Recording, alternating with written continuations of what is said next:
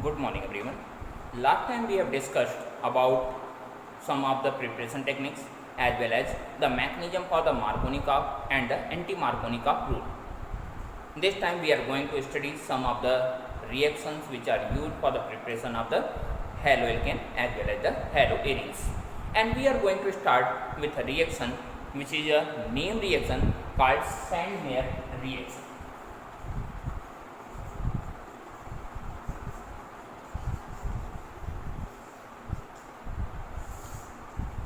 In Sandmeyer reaction, we prepare haloarene with the help of the aniline. The reaction runs in two clear steps. The first step is called the diazotization and second step is actually the Sandmeyer reaction. So we are going to discuss about the preparation of haloarene from aniline, that is the aryl amine. So this is the aniline.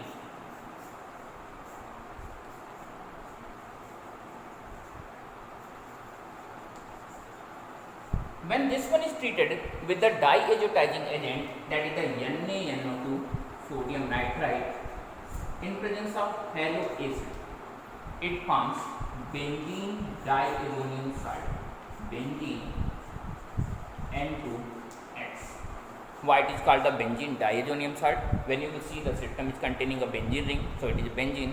It is containing two nitrogens, that is the diazone. Along with two nitrogen, there is a Pauchi charge over it, that is the Em, and it is also containing a halogen, so it can be called benzene diazonium halide, which is a salt, so it can also be called the benzene diazonium salt.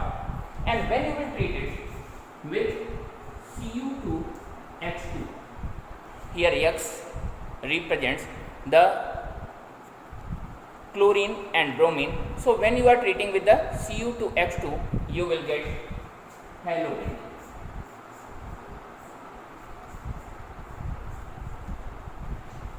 The first step, that is this step, is called diazotization,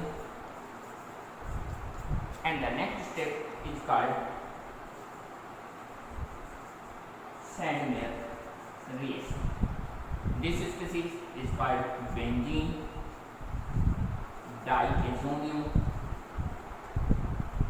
salt, and this is halobenzene or haloarene, whatever you call it. So this is the overall Sandmeyer reaction. The reaction is used for the conversion of aniline into the haloarene. But if the reaction is running in some different regions, that means instead of the cuprous halide, if you are taking copper with the haloacid, then what will be the result? The result will also be same. There will be a little difference in their yield. The yield will not be as good as in the case of the Sandmeyer reaction, but the name of reaction will be totally different. Now this reaction will be called the Gattermann reaction. So we are going to see the next reaction, that is called the Gattermann reaction. So it's Gattermann reaction. I have said the reactant and products will be same, only the reagent is going to vary. So in the first step, the same reaction will be there, that means the diazotization process will be there. So this is the aniline, and this aniline is treated with the sodium nitrite and haloacid, just like the previous reaction, NaNO2 and HX. Now this compound will form benzene diazonium salt as it was in the previous case, in the case of the Sandmeyer reaction. Now this compound, that is the benzene diazonium salt, will react with the copper in presence of haloacid, that is the HX, to form haloarene. And this reaction is called Gattermann reaction. Both the reactions are having same reactant, having same product, and almost similar steps of the reaction. The only difference in between these two is the one of the reagent. In this case, here it is the copper with the haloacid, and in the case of the Sandmeyer reaction, it will be cuprous halide along with the haloacid. Then this is the way for the preparation of the haloarene from the aniline. You knew well that the haloarene are not very good reactant for the nucleophilic substitution reaction. In the last year we have discussed that on the benzene ring it is very difficult to proceed the nucleophilic substitution reaction. So when you will exchange the aniline amine group, that is the NH2, from the halogen, it will be a nucleophilic substitution reaction, and it is very difficult to proceed a nucleophilic substitution reaction. So this method, that is the Sandmeyer reaction as well as the Gattermann reaction, is one of the best method for the exchange of amine group from the halogen or for the conversion of haloarine from the aniline. Now we are going to see some other reactions. They are also lay in category of the name reaction for the preparation of the haloalkane. Now the reactions are called the halogen exchange reaction. That means one of the halogen is exchanged by the some other halogen, and in this way we prepare a specific type of the haloalkane, whatever we needed, whatever the haloalkane is needed for us. So we are going to discuss about some of the other reactions for the preparation of the haloalkane. So we are going to see the halogen exchange reaction, in which the first reaction is the Swart reaction. So we are going to study about the Swart reaction. Again a halo exchange reaction. This is the RX, that is any of the alkyl halide.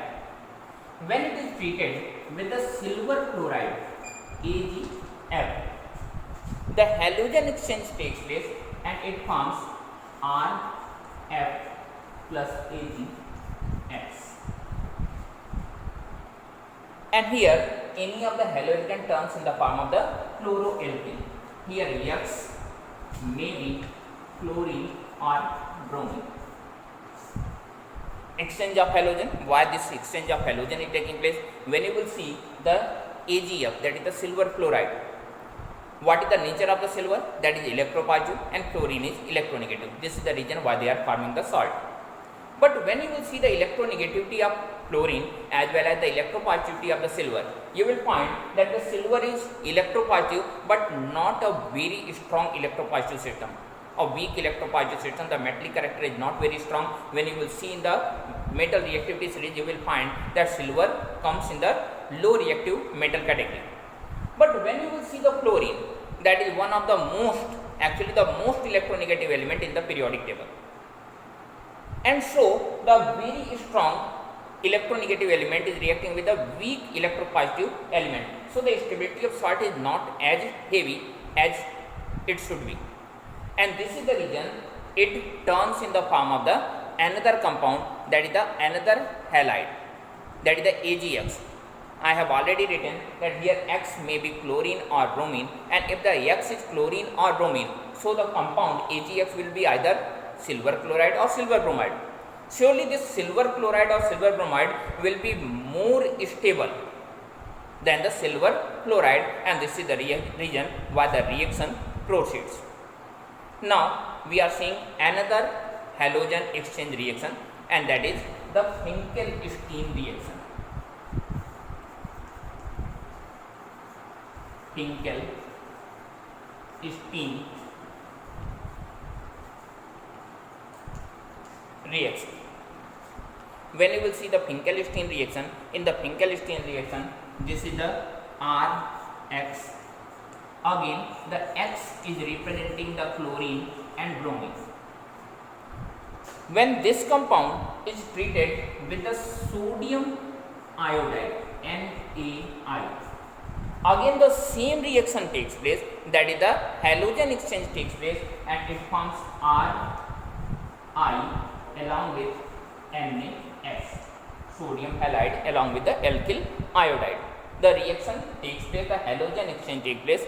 So these are the two reactions from where we can prepare the iodide as well as the fluoride. When you will see in your syllabus, there are very few reactions in which the fluoride is formed.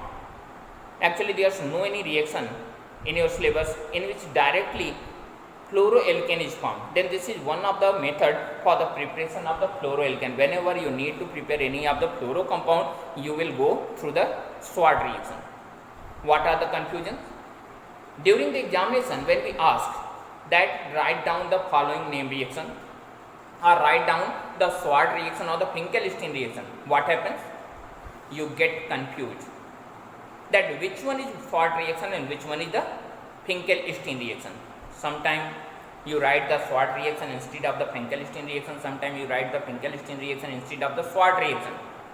Then how will you identify, how will you remember that which one is the Schwarz reaction and which one is the Finkelstein reaction? There are so many methods, everyone have their own way to remember the reaction, but I am just telling out simple method that may be useful for you. When you will see the halogen in the first case, that is the Schwarz reaction, the halogen is one of the smallest halogen, and in the second case, that is the Finkelstein, a bulkier most halogen, the lightest and the bulkier most, the smallest, the biggest. And when you will see the name, this name is the smaller name and Finkelstein is the longer name. So smaller the name, smaller will be the halogen, bigger the name, bigger will be the halogen. This is not a very specific way for the recognition, but in this way you can remember that which reaction is this reaction, or you can identify the reaction whether it is the Finkelstein reaction or this is the Schwarz reaction. Then these were some of the reactions for the preparation of the haloalkane. Now we are going to discuss the nomenclature for the haloalkanes as well as for the haloarenes. Then how the nomenclature will take place? When you have discussed in the lower classes that how the nomenclature of the haloalkane will take place, then we have said that the nomenclature of haloalkane, the general nomenclature of the haloalkane is the halo plus alkane. That means you will write the position of the halogen, then it will be the name of the halo, then alkane, and the nomenclature will be discussed in our next video. In the next video we will discuss about the nomenclature of the haloalkane as well as the physical and chemical property of the system. Till then, bye, have a nice day, thank you.